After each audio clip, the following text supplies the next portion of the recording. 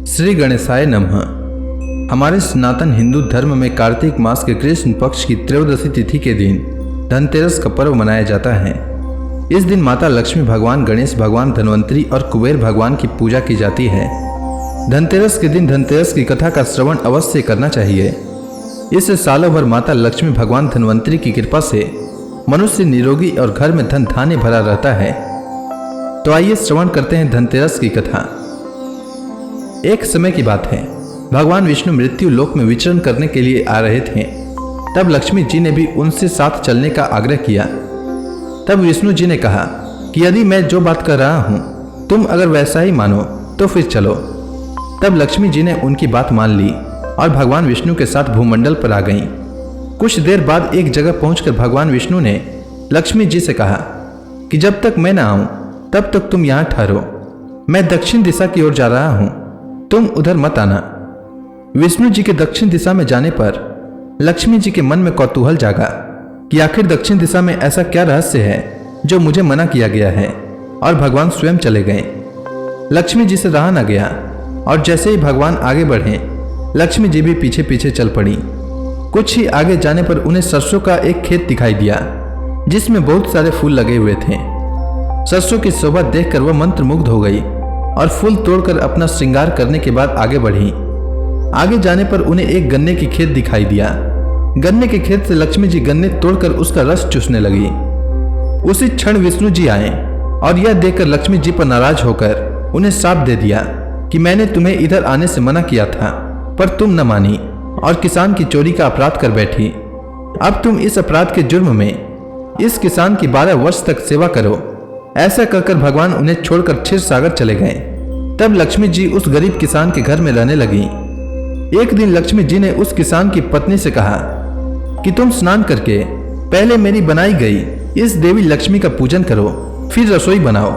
तब तुम जो मांगोगी वह तुमको अवश्य मिलेगा। अगले दिन से किसान की पत्नी ने ऐसा ही किया। पूजा के प्रभाव और लक्ष्मी जी की कृपा से किसान का घर दूसरे ही दिन से अन्न, धन, रत्न, स्वर्ण आदि से भर गया। माँ लक्ष्मी ने किसान को धन धान्य से पूर्ण कर दिया। किसान के 12 वर्ष बड़े आनंद से कट गए।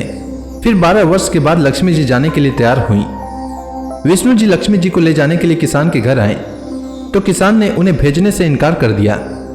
तब भगवान ने किसान से कहा, इन्हें कौन जाने देता है, यह तो चंचला है, कहीं नहीं ठहरती। इनको बड़े बड़े नहीं रोक सके।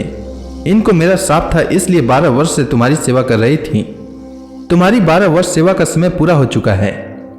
किसान हठपूर्वक बोला कि नहीं, मैं लक्ष्मी जी को नहीं जाने दूंगा। तब लक्ष्मी जी ने कहा कि हे किसान, तुम मुझे रोकना चाहते हो तो जो मैं कहूं वैसा करो। कल धनतेरस है, तुम कल घर को लीप पोत कर स्वच्छ करना, रात्रि में घी का दीपक जलाकर रखना और सायंकाल मेरा पूजन करना, और एक तांबे के कलश में रुपए भरकर मेरे लिए रखना।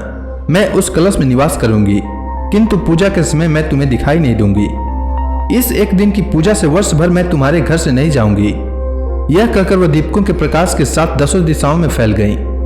किसान ने लक्ष्मी जी के कथनानुसार हर साल धनतेरस के दिन पूजन किया।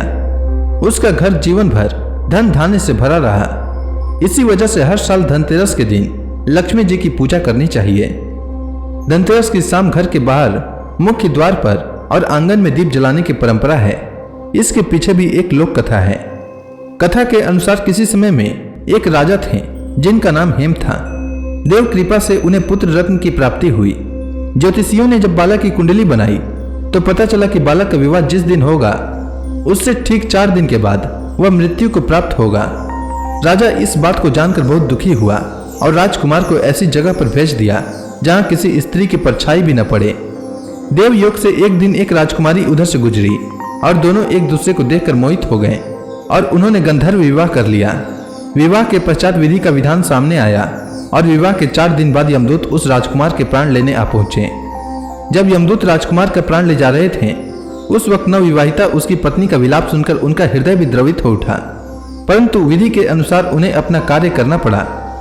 तब यमराज से एक यमदूत ने विनम्रतापूर्वक पूछा, हे यमराज, क्या कोई ऐसा उपाय नहीं है जिससे मनुष्य अकाल मृत्यु से मुक्त हो जाए?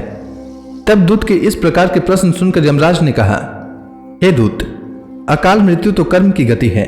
इससे मुक्ति का एक आसान तरीका मैं तुम्हें बताता हूँ, सुनो। कार्तिक कृष्ण पक्ष की त्रयोदशी की रात जो प्राणी मेरे नाम से पूजन करके दीपक दक्षिण दिशा की ओर भेंट करता है उसे अकाल मृत्यु का भय नहीं रहता है। यही कारण है कि धनतेरस के दिन घर के बाहर दक्षिण दिशा की ओर दीप जलाकर रखते हैं। धनतेरस के दिन भगवान धन्वंतरी प्रकट हुए थे। भगवान धन्वंतरी जब प्रकट हुए थे तो उनके हाथों में अमृत से भरा कलश था। भगवान धन्वंतरी कार्तिक मास के कृष्ण पक्ष की त्रयोदशी तिथि को कलश लेकर ही समुद्र से प्रकट हुए थे।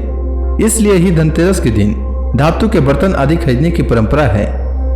इस दिन खरीदारी करने से उसमें 13 गुना वृद्धि होती है और घर में धन धान्य हमेशा भरा रहता है। तो यह थी धनतेरस की कथा। उम्मीद है आपको यह कथा अच्छी लगी होगी। तो प्रेम से बोलिए लक्ष्मी माता की जय, भगवान धन्वंतरी की जय।